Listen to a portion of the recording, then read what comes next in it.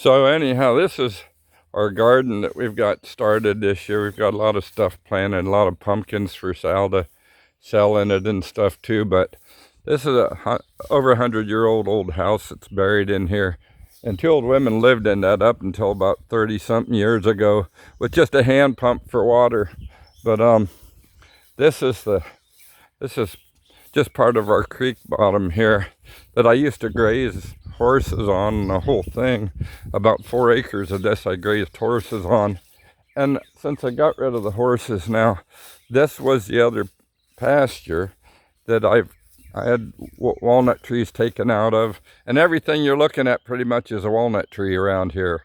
I mean, this property is just full of them. It's self-sustainable. The horses used to plant them. The squirrels replant them, etc. But that was all cleared pasture in there for years and years. Looked just like a putting green, a cut yard. And then I was away in Asia for a few years. And because when I got back, there was always a doe that would come over in here and have a baby. And she would bleat at me every year, blah, telling me stay away. So I left it alone, you know. So the deer have a loafing area up there during the day. They can bed down in there, etc. And of course the coyotes use it a lot. But we have a little ditch running through that's intermittently got water in it, but we're on the river. Our property's got land on both sides of this river down here. And so this time of year, the outer edges of it become a jungle. But again, these are walnuts. These are all walnut trees. Everywhere, just about every young tree you see is a walnut tree. And this whole river bottom for a mile has been this way for probably several hundred years. See, there's another nice walnut. It's pretty straight. In a couple more years, that'll be ready to cut.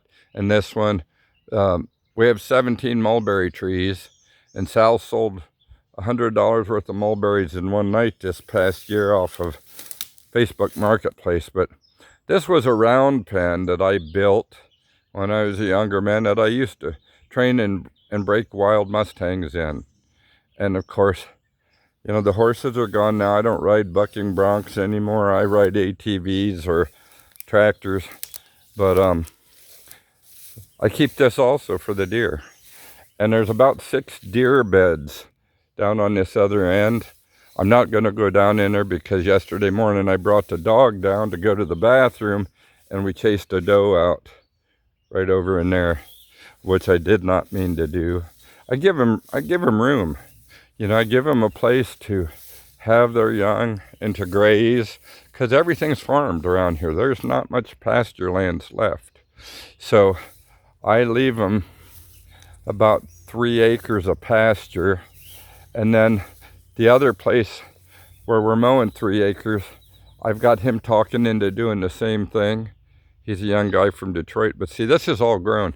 I let this grow up, and orchard grass and timothy and red clover and things.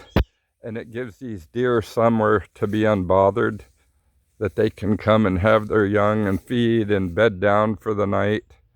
And, you know, that's our plan. And now I've got rabbits. I never had rabbits. I've built brush piles. Sal and we've built, I don't know, 7 or 8 brush piles over in here. And of course that's allowed us to have rabbits. So here's the river. This is one of the better northern pike rivers in Ohio. And it was common here a few years ago to catch 28 to 32 inch northerns out of this. I get some bobcats that run this. And this is ours. This is all ours. This used to be part of my pasture. I kept this mowed. And I spent, 10, 11 years in Asia. And so my pasture land expanded into woodland. I really need to get somebody in here to cut this clear back to here again. So as you see, these thorny locusts, they're a real problem here where I live. You know, they take out tires, tractor tires, anything. But I need to put an ad in Marketplace Let somebody come back in here and cut this back about 20 or 30 feet again the way it should be. Because if not, Mother Nature's going to take it all over as a woodland. And I don't need that. I like a mix. I like a mix of bedding areas for the deer and habitat and ecotones and field edges and things for the rabbits and everything else to, you know, be able to exist. I actually, down in this far end, you can't see it, but in them trees, I have a building down there. It's 12 by 18. And at this time of year, I used it as a loafing shed for the horses during the day when they were out grazing. They'd go in it to get away from the flies. This is our river bottom pasture. And then I've got some trees down, and I cut some of them up for firewood this year. I'll drag them up with the big tractor and cut them up. But I leave all the brush there for the rabbits. And again, I've always got a rabbit or two down here in this edge. Usually when the dog comes out to go to the bathroom, he'll kick one out by accident, but I don't let him harass them. I've been seeing them breeding on the cameras this year, and now there's too much vegetation. I've had to take the cameras down for the summer because the blowing grass and the wind and everything else just takes pictures of basically nothing. We've got a huge bald eagle population here. Last count I knew we had 12 nests in 12 miles. I think now that's been about 10 years ago. That was my count. I don't know how many we have now, but they come down and sit in our trees and try to catch fish and try to get squirrels. And this Sal made in the kids' cave with help from one of the great members at the NTA at Lima, Ohio, about 3 years ago. So anyhow, that was out for birds, and truthfully, looks like, you know, the red squirrels. I got a real problem with red squirrels, and that's from leaving them go for years. You know, I didn't want to just kill them for nothing. I've got gray squirrels and fox squirrels and black squirrels, and I stocked this place with squirrels from my wildlife control business. When I first bought this place, there was one old fox squirrel here, and that was it. And he didn't breed. He wouldn't let any other squirrels in here or breed or anything else. So for 30 years, I've been managing wildlife and improving it for the animals too. But unfortunately, it's kind of take over a bit. So this is our life. You know, I was a government trapper, professional trapper most of my life, and that's how I made my income. But I had farm roots, and when my son came to live with me at 3 years old, his mom's gone. She was in Asia, and so he's been living with me since he was 3. And I know it's hard for him, of course, you know, living with just a dad without a mom. But we make do. And here's some Timothy from what I had planted 20 years ago. Or it might even be the orchard grass coming up. No, that's orchard grass. And then this is all orchard grass pollinated. But here's this old 100-year-old house. Actually, it's a little more than that. It's falling down. And the beams up in the top were quartered logs. And they still had bark on them the last time I was up there. It needed torn down 30 years ago. And because it was historic, I didn't do it. But now it's going on its own. It'll be falling down. And there's the old dug well in here, but it's sealed. You know, I've got colony traps piled all over on it. But there's another dug well here that we don't use. It had a pump on it originally. So we're going to go out and fire up this WD Allis Chalmers. This is my log puller. I mean, yeah, as I said, this is our garden. We've got a lot of pumpkins planted for him and food for us. And I had wanted to put in about a half acre or so of pumpkins for him to sell. You know, I keep him in farm life and, in agriculture and things to sell. And I don't keep livestock anymore because at 66, I like to be able to leave and travel. Him and I jump in the car and go. And if I got animals around here, I just can't do that, So we're using agriculture in smaller ways. I should be making hay and selling it. I probably will be doing that one of these days soon enough. I got to turn the gas on. It's been sitting.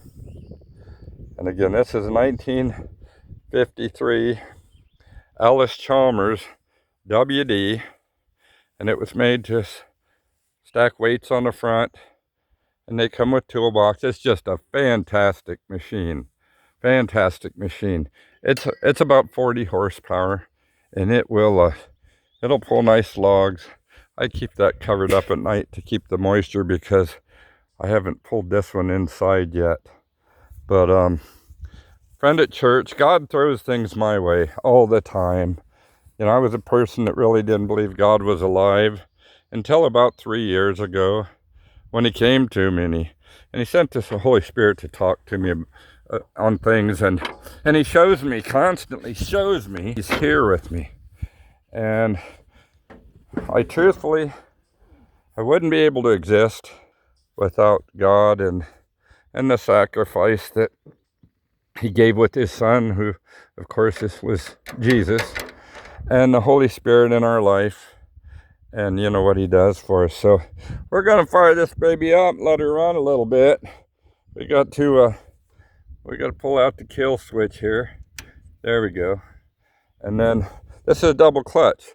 This tractor has both a hand clutch here and a foot clutch over here. And that's so that you can still operate the PTO for equipment back here, the 3-point hitch, and leave the tractor running without it running off on you. So anyhow, we're going to give this baby a start here, and I may have to choke it. We'll see, and see if she's going to start like this. Each tractor I got is different. They all start a little bit different. So let me pull on her and we'll find out. Nope. All right, let's pull the choke out just a little bit on this baby. It's a good starter. There we go. There we go. Now we push the choke back in. It generally doesn't take much. It usually does its thing without much attention from me. Hit the start switch. If it's cold weather, you use the choke a few seconds, and I'm not using it much right now. I just come out and start it every day for now. But here's our outlay and our hills, and we're on a rolling ground in some of the best farm ground in the state of Ohio. And that's my closest neighbor. He's like a quarter mile, and then my neighbors on all other 3 sides of me are usually a mile away. So it's almost like when I lived in South Dakota. It's a little different, but more people. So anyhow, I've got my gauge covered up there with the bowl to keep the rain out of it. That's my heat gauge for the tractor. And I should have pulled that bowl off of it. But anyhow, I take it off in the daytime, and then at night I cover it up because we've had so much dew that it fills it with water. I don't know if I need to shove my choke in some more or not here, but yep, I did. There we go.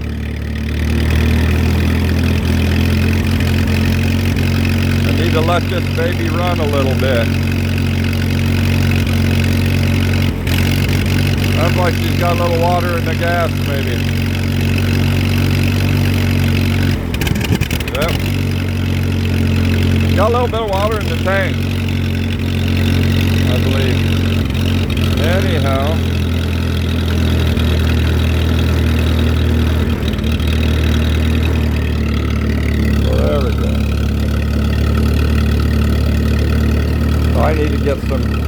I need to get a little dry gas and dump in my tank here. I've got some additive in it also. So anyhow, I hope you enjoy a little bit of what we got going on here. I'm gonna jump down off of this, let her run a little and charge the battery, maybe burn that water out of the tank, and see if I can't show you what's around me here. Jump down off of this baby without breaking my neck. But this is a plow tractor, and it's got a 3-point hitch and all hydraulics and everything. Big innovation in 1953. I don't know what that is. I guess it's, I've seen a cobweb flying around right here. Yeah, that's what it is, it's cobweb. Anyhow, we're gonna jump up here, up the hill. We gotta walk up the hillside and I'll show you what's around me here. Yeah, I've got a deer herd, about 28 in it. The last time I saw them here, and I've got rabbits that bed in this stuff here along the highway. This is a state route, but I've got a mile square here of just farmland, fields, and an occasional car coming through. Again, these are more walnuts. Everywhere on this place is walnut trees. Even where I keep it mowed, it's walnut trees. So this is rural life for a father and 11-year-old son in Ohio. We like it. We enjoy our life. It's relative full life here. And I lived in the Philippines for 10 or 11 years, and a lot of Southeast Asia, and big populations and noisy folks and so on. But I hope you'll tune in some more. I'm going to try to give you some updates, some current things on life, maybe some trapping and snaring also. By the way, I'm Steve Snyder. You can find some of my trapping and snaring videos on eBay, and the trap supply dealer up in Michigan. Michigan. I can't remember if it's PCR or PCS. Anyhow, you can look in the trapping supplies, and there's one up in, I believe it's Oscoda, Michigan, that still carries my videos. And if you like the video, you like this kind of living and making a living off a small farm and trapping and snaring and animal damage control work, drop back in and see us. We're happy to share it with you. Have a great day, and see how this old baby's doing. And we're out of here. Have a good one. Bye-bye.